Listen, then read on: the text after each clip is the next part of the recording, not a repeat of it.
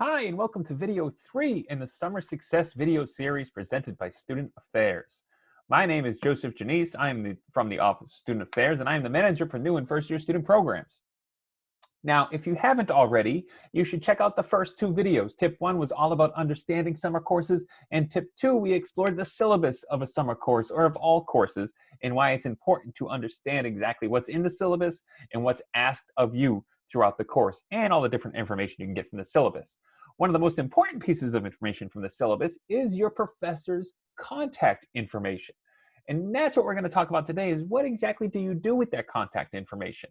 So tip 3 is all about communication. So why should we communicate with our professors, especially during a summer course, but really in any course? Why do you think? The first one is connection. It's all about networking. By getting to know your professor could be an industry uh, professional, could be in industry and doing teaching on the side, could be a full-time professor who's already worked in industry. You have no idea where that professor's background is, but you want to network with them because you don't know who they could know. Many of our professors at BMCC have earned federal, state, national grants to do research. You could find yourself doing research and getting published in an article or a research journal. You could find yourself presenting with a professor at a conference or during our BARS symposium where students highlight their own research. There's a number of positive things that come from starting communication with your professor to build that connection and to network. Now, this is not just about your professors. Once class begins, you want to network with a few other people in your class. Why? Because if something happens and you have to miss a class, or you're late to a class, or if there's a test coming up and you're just a little unsteady with the material, you've tried tutoring and tutoring's helped a little bit, but it's the night before and you really want to study. Reach out to those few people that you've connected with. Form a study group. Bounce things off each other. It's all about building that connection so you can help build a network. So that's one reason why communication is extremely important, if not the most important reason.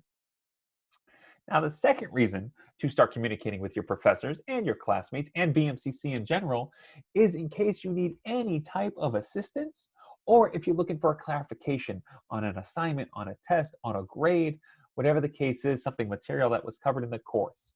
You can't do this unless you know how to communicate well. So when you're reaching out for assistance, what is it exactly that you're seeking the answer for? What type of assistance is it that you think you need?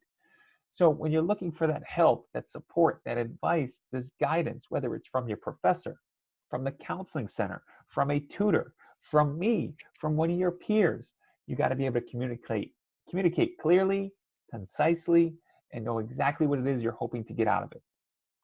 That's the second reason why you should be communicating with your professors, because you don't want to wait until the end of the semester to first ask them a question when you've never talked to them before. You can do it, and I'm sure they'll answer you, but it becomes a little bit easier if you've introduced yourself already and you've had communication with them throughout the course and throughout the experience.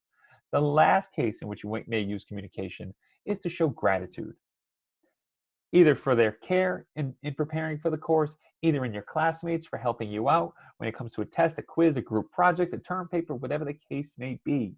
We communicate often to show gratitude and understanding, especially in this time of this pandemic where you're learning online. We know we have different lives at home. I don't know if you can see my background. I'm right now in my bedroom recording this for you. So we have a sense of gratitude to show that, hey, let's be a little bit flexible.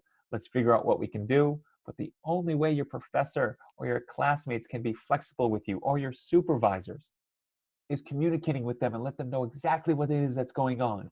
If you have one computer throughout the household, if you have a work emergency that came up, if God forbid one of your family members gets sick, be open with your professors, be open with your classmates as comfortable as you are, and just let them know what's happening.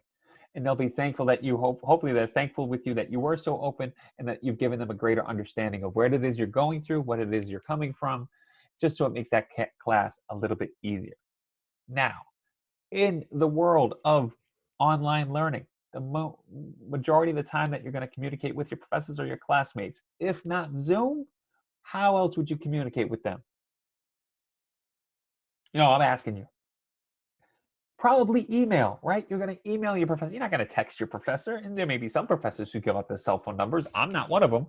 But you would want to email them. So how do we write an email that is professional, that shows that I'm a student and that I have all my stuff together and I know exactly what I'm doing? Because you don't want to be a student who emails your professor like you're texting them, right? This is not where you post your Instagram comments. This is a communication between you and your professor or with a staff member at BMCC. So you want to come across as clear, concise, and as professional as possible. So here's an example of how you communicate with a professor. Missing class today. Your email should have a subject line that relates to the point of the email. In this case, a student was emailing saying that they weren't going to make it to class. This is when it was an in-person class because a babysitter had canceled on them, so they had to stay home with their young one. So they mentioned, I'll be sure to get notes or assignments from class from a classmate, which is great because that shows that you've already prepared to miss class. You have a backup plan. You're not going to fall behind. And then you say, I'll see you next week or see you next Tuesday. You sign your name and you provide your ID number. Now, is the ID number necessary? Not always, but my personal advice is anytime you're communicating with a staff member, with an office, if it's financial aid at BMCC or AATC at BMCC or Bursar at BMCC, whatever office you're emailing, it always helps to include your ID number and your full name, okay? And the subject line can also include your name and ID number, or it can relate exactly to what's happening at the class.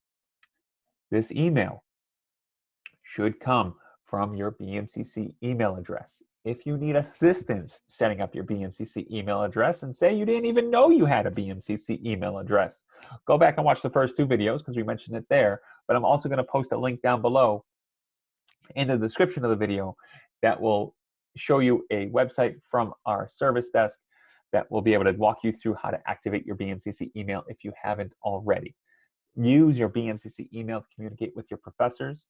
It just ensures, and I mentioned this in the last video, it ensures that the email will get through, because if your email is a funky address at maybe it's Gmail or your own website, our spam filter may block it. If it comes from an @stu.bmcc.cuny.edu account, we know it's getting through and we know it's getting delivered through our servers. So here's an example of just how to email your professors. We talked a little bit about why it is important to communicate with your professors, why it's important to communicate with your classmates, and to communicate with BMCC. We have so many resources, and we're going to talk about that in a later video, that can help you, especially during this time of the pandemic. We want to know how you are doing. We want to know what we can do to help, because chances are we may have some resources or an ability to help you with something that you didn't even think that we would have the capability to do. Okay, so our next video, we're going to talk about time. If you go back and watch one of the first video, we noticed that some summer courses are only 6 weeks. So you have a full semester, which is typically 3.5 months, condensed down to 6 weeks. So how do you prepare for that? How do you set your time aside? And how do you set up a successful time management system to help you succeed during the summer experience? That's in the next video. Thank you so much for listening. Again, my name is Joe Ginese. I'm the manager of new and first-year student programs at BMCC. And if you have any questions, curiosities, or comments about this video, or you need assistance in your summer course, please email me. My email is right there, jginese@bmcc.cuny.edu. And until then, we'll see you next time. Thanks so much for listening.